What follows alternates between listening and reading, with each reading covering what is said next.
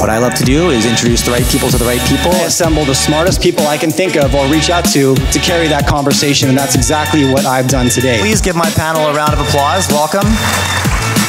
All right, Jay Martin here, CEO of Cambridge House, and I'm joined by David Smith, Senior Analyst at the Morgan Report and content contributor all over the place. David's been a speaker at my conferences for many years, and we actually first met in Spokane, Washington at the Silver Summit before we moved it to San Francisco. David, how are you? Pretty good, Jay. How are you today?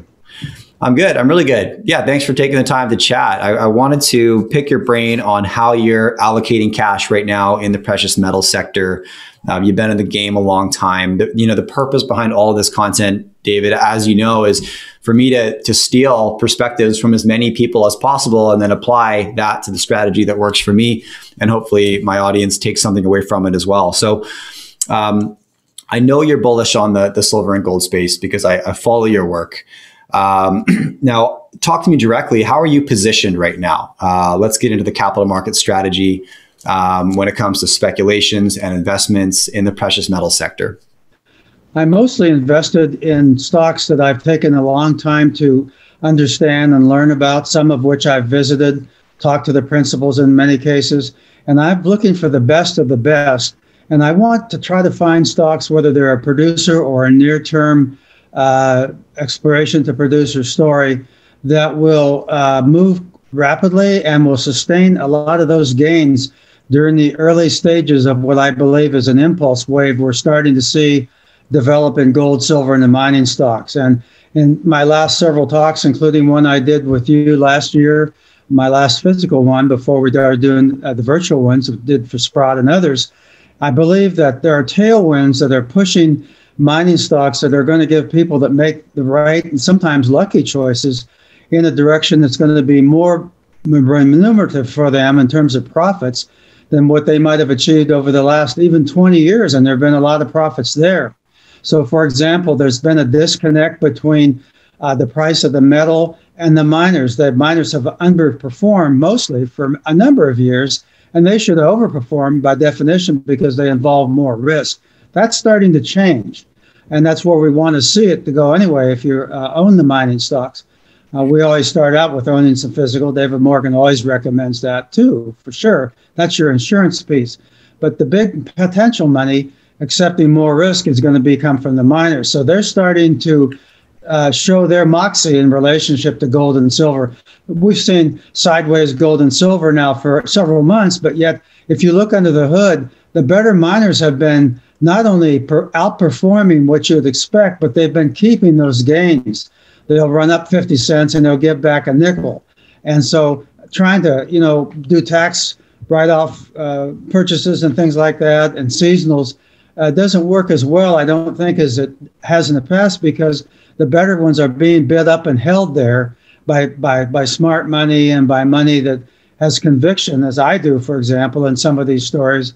And so I'm trying to build up, and I've got my core positions largely where I want them, and I'm focusing on the ones that I think will do the best and keep those gains, whether they're producers or exploration stories. Another thing is that the juniors have underperformed the seniors more so than you would have expected to see over the last 20 years, and that gap is one I want to take advantage of as it closes, which it will, where seniors and juniors start performing more in alignment with each other.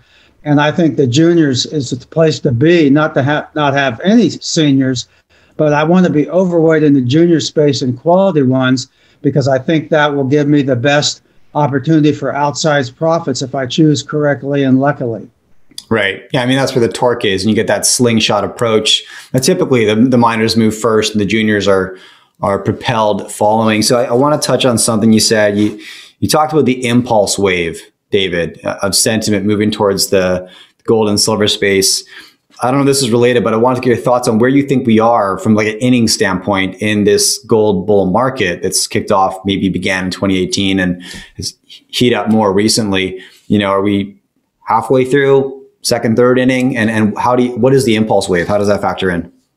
Well, I think I agree with the third inning idea, but we're in the last secular leg of this bull run. In other words, the biggest and most voracious and most volatile stage is ahead of us. It could last 2 or 3 years. It could last to the end of the decade. There's no way to predict that. But I think there will be ways to get insight as we move along. But I think this will be the culmination of what started for some of these metals in 2000, some in 2002, like when silver took off, and some were working that way a little earlier. The base metals had a giant run. And, frankly, I think it's interesting. A lot of these EV metals are coming into fruition a little quicker than I thought. I thought there might be a several-year lag between when gold and silver broke out, which I think this year they will, and when copper and vanadium and some of the others and nickel got underway. But it seems to be almost a flow where they're all being lifted at different rates, but they're not having any just sitting there doing nothing. Copper is making multi-year advances, and it's having a hard time giving up those advances. And so people that want to wait 2 or 3 years for copper, I think, will miss some real opportunities. So I think, I think when this finishes, it's going to be over for a long time to come in terms of a secular bull run, not only for gold and silver, because certain problems will be solved, fiscally and financially, but also in terms of the base metals, because they'll play out differently due to nanotechnology and maybe even space mining in 10 or 15 years. It'll change that atmosphere and that whole way of doing things in a way that we've been used to seeing over the last several decades. And I think the opportunities will be really powerful. I think the rules are changing, and some of the rules that we use to make money, we're going to have to modify going into this impulse leg, which I think is attempting to get underway right now with gold and silver and possibly platinum. For example, one thing that caused people to leave a lot of money on the table when silver went from $18 to $29, they were looking for resistance areas technically that would hold silver back once it hit 20 or 21. And so they started layering out into that area. And then silver didn't play by the rules. It shot up to 29. There was a lot of money that was there if you ignored that rule that it was supposed to take months to chew through resistance between 20 and 22. And I think those are less predictable. And so that's, to me, it pours out the wisdom of holding to the core holdings, maybe getting rid of the satellites, maybe dropping a little bit, but hanging on with your major purchases until the market gives you an indication that we've seen an intermediate top like we did when it struggled to get past 29 and 30. That's the way I think you keep the largest amount of money, and it's the way you keep from getting knocked off and not getting back on. I think some of these moves are going to be so large that if you try to get cute and jump off with a lot of your holdings, you may never get back on unless you're willing to pay a lot more. And I've learned that the hard way over the last few years. And so I'm trying to make that mistake less often now. And we can see what happened in Bitcoin. It was supposed to stop at 20 and digest things and maybe stop at 22 or 24. Well, the market didn't care. Now it's shot up to 35. And so how do you get back on something like that? So these rules have to be reinterpreted, I think, by all of us, no matter how skilled we have been or we think we are. Okay, so then a follow-up to that, because selling is the harder part of the trade, right? Buying is the easy part, to what you just said, when selling is the hard part. So I agree with you. You don't want to leave cash on the table, and getting back into something you got out of at a higher valuation is tough. How do you know, David, how do you determine when to exit a position? If, we're looking at, say, for example, gold and silver miners right now. I use two metrics. One, I ask myself, are these positions one I want to hold until I think the whole run is mostly over? It may or may not be the ultimate high, but we see $100 silver, $150 silver, whatever. I want to be selling some of my core into something like that if we get that kind of a move. But I'm also wary of a position that I've taken a lot of time to build up, and it's pretty good size now, and I think it's going to be one of the better performers, getting rid of enough of that I can't get it back. If I'm going to sell some of it, I'd like to try to buy it back a little cheaper, maybe a little bit more, but sometimes the market doesn't let you.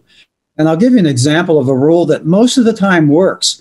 Doug Casey popularized it. Marin Katusa popularized it. They call it the Casey free ride. I would say perhaps 80% of the time when you're in a market, bull or bear, when you get a double, it's time to take half of that off the table and keep that money so that you stay alive and you keep profits.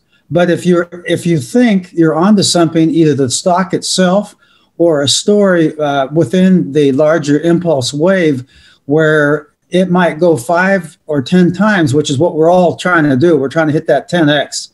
Then you can really make it difficult for yourself to be at the winner's table with a lot of money if you continue to do the free ride.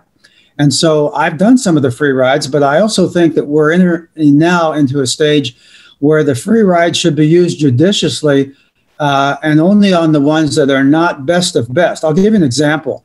I wrote a uranium report for the Morgan Report by approaching it a little different way for readers last spring, using it as a second tier approach to making some money where we didn't put in so much or get in so heavily that we lessened our ability to trade gold and silver, which is our main run that we're trying to do. But at the same time, if I found one that I thought was really going to do well, I didn't want to take a free ride. So I kept one, and it's up 490% since we recommended it in our asset table. And it's so strong that I'm hesitant to get out even now, even though I did take some profits on it. But I have 90% of that position still. Who are we talking about? If I had sold half of it, I would really have limited my potential profit. And so that's the scary thing that we want to balance that out. But if I had something that I thought was a second or third tier, I'll easily take a double and be happy with that. What's the company we're discussing here, David? The company, which is pretty widely known now, is Encore Energy. Okay. And I believe it's being promoted by one of the brightest lights in the uranium sector. And I think it's going to continue to be a top performer. We interviewed Bill Sheriff early on for Mastermind at the Morgan Report, and we've profiled Encore and put it into our asset allocation table. And of course, they formed a privately held company named Group 11, which is doing path-making research in situ recovery for not only uranium, but also eventually gold and silver. And it's allied with EnviroLeach, which has patented technology for doing work for low footprint or almost no footprint of getting end-of-life electronics, getting gold, silver, tin, and other things back out, and leaving an inert product at the end. And so there's a lot of ferment going on there, which will develop over 5 or 10 years. And I think the thinking that I called it as kind of a skunk works project. I wrote an article for Prospective News on it last year about that way. I think a lot of unexpected results will come from that. So I want to participate in that, and I don't want to hold it, too long. But I think the story has got a lot of build out left in it. And I think the uranium bull run is now just getting underway. I do believe might not last as long as a lot of people think or go as high, but it's going to go high enough during that impulse leg, what Marin Katusa calls the boom phase, that's where the easy money is going to be made.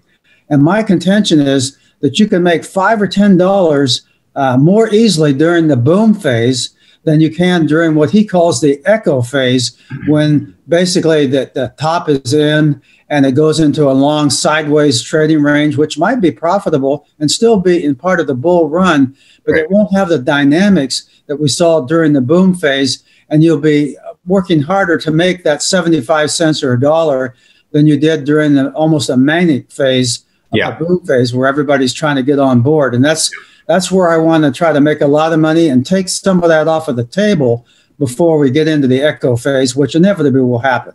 Okay, now I want to touch on, you mentioned Bill Sheriff. And the reason it struck me, I wanted to bring this up, is because you recently published a list of geologists that you follow. And it caught my attention because my strategy in this sector, as everybody knows, is all about the people. I tend to focus on the CEOs, the directors, and the money behind the deal. Who are the investors, the shareholders that I respect, trust, and follow? But you put out a list of geologists that you follow, which I thought was really interesting. And I wanted to call some attention to that. Bill Sheriff being one, Dr. Quinnan Hennig being another.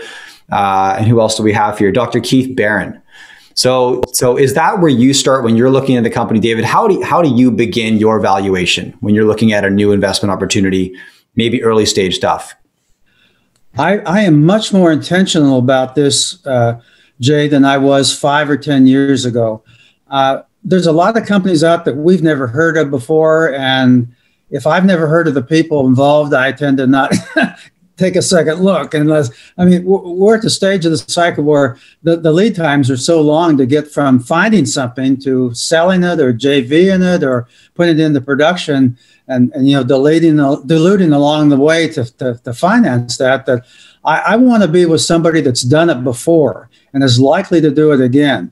And so I look at people like, that you've had a lot of these people on, like, Ross Beatty and Dr. and Quentin Henning and a number of other people like that. There are probably a couple dozen, I suppose, Robert Friedland. And so what I've done now, I've moved beyond just saying, oh, what is Quentin buying? I'll buy that. I want to know how Quentin thinks. And so that's that article that you referenced that was in the Prospector News. I profiled four geos, and I would like to have profiled 6, but 4 is enough to start with. And these guys are just incredible. And I have learned how they think, and that informs the way I approach something, whether they're involved or not. And I've turned away on projects that I would have bought before because they were exciting at the beginning. But I asked myself, would they have been interested in something like this? Yeah. And if none of them would have, I tend to ask myself, why should I?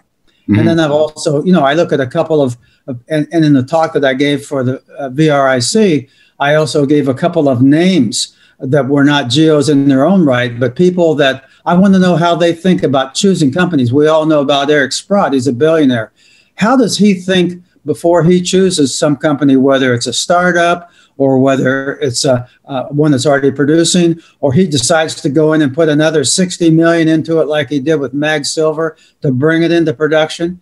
And I start learning how to think like they do, and it informs my selection process. And so I think this is important to look at it that way for me, and I think it can help other people as well. Okay. No, I appreciate that. And because my approach is very similar, although I focus on the money. I look at the financiers and the investors, but with a very similar take. I want to understand how Marin Katusa, Rick Rule, Frank Holmes, my list goes on.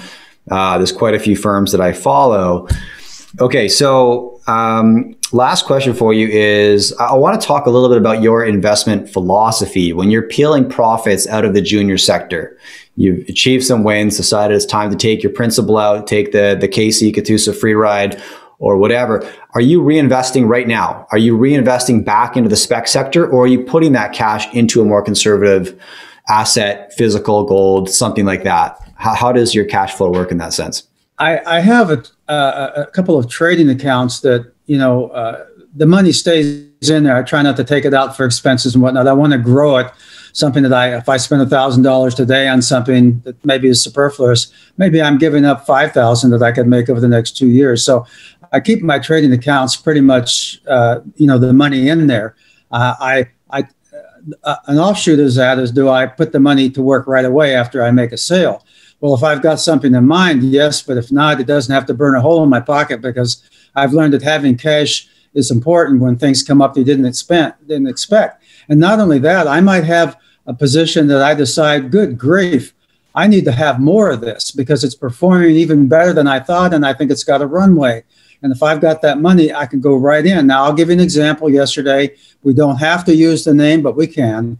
One of my holdings is a uranium company. I don't have very many, but one that I have a lot of faith in. They announced a $25 or $30 million build out, of financing yesterday.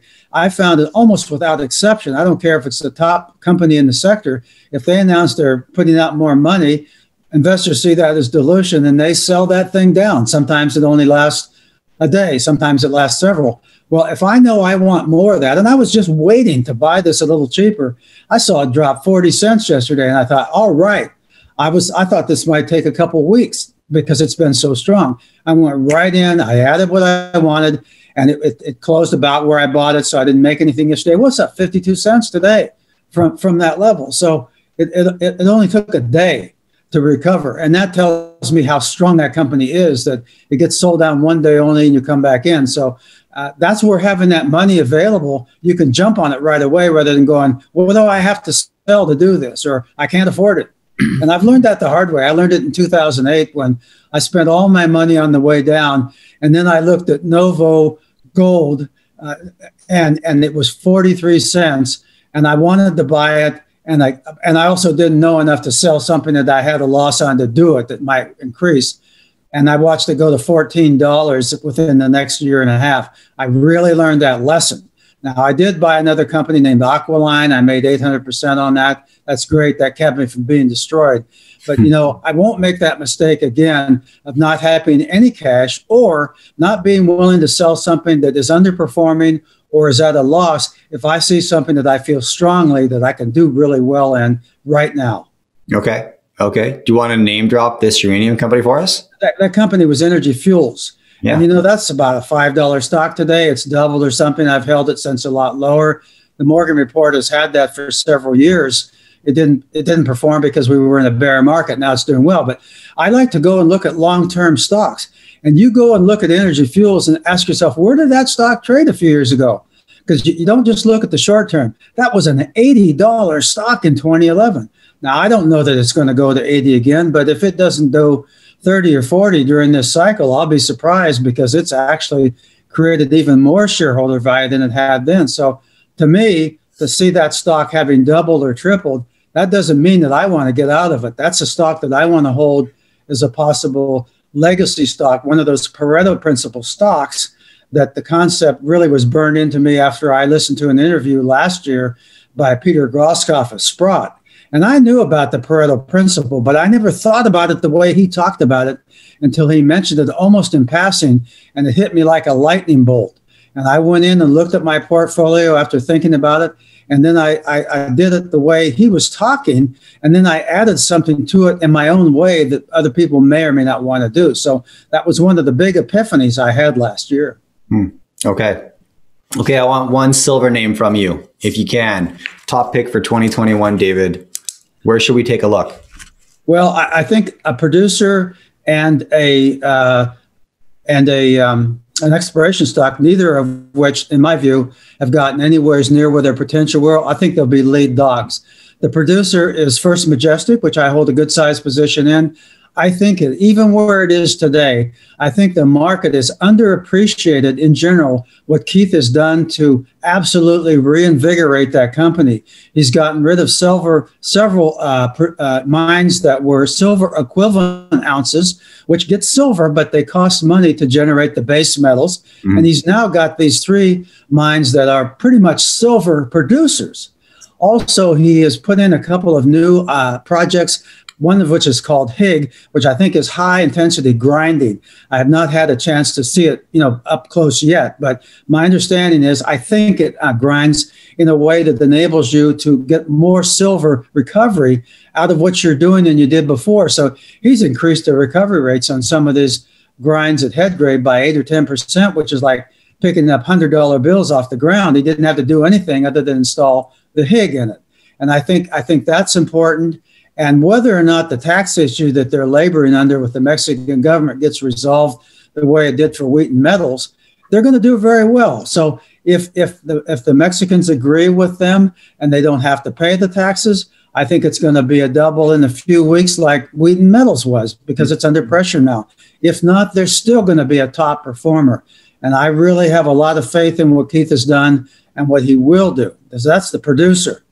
The Explorer, which I think is one of the more exciting ones I've ever run across, and I have placement money in it, and I have position money in my other account, and that is Reina Silver. They have not released results from their in-process drill program near Chihuahua yet, in the Gigi program, but they're looking for the unfound other half of what Dr. Peter McGaw believes is one of the world's largest carbonate replacement deposits, which usually is very high-grade precious metals. It has a lot of high-grade silver, historically, which has been done by the Mexicans from all the way back to the 1500s, and then also has a higher gold content than you expect. If they find that and build that out, I think that could be a very, very big performer. And because Dr. McGaw is on the consulting team on it, you have the world's leading expert in CRB theory and into practice, which he's put into practice through, mag silver. And I think that's one to really pay attention to. And I would anticipate drill results from the first phase of the program coming out within the next couple of months. So we'll see. Okay, excellent. I appreciate that. Look, David, thank you so much for your time. It's been good catching up with you, and I appreciate you sharing your perspective with our audience. I appreciate the opportunity to talk with you today, Jay. I think you're performing a tremendous service to investors across the spectrum, to hear people's thinking and see some of the big lights out there, and ask yourself, how can I think more like they do? And if I can learn one thing from them, what would it be? And I think each one of the people that you interview gives us an opportunity to do that. And so thank you for inviting me. Yeah, it's my pleasure. It's a selfish endeavor, David. I'm the biggest benefactor of this, and I'm super honored that I get to share it with an audience. So it's a ton of fun. I love it. Thank you, Jay. Take care.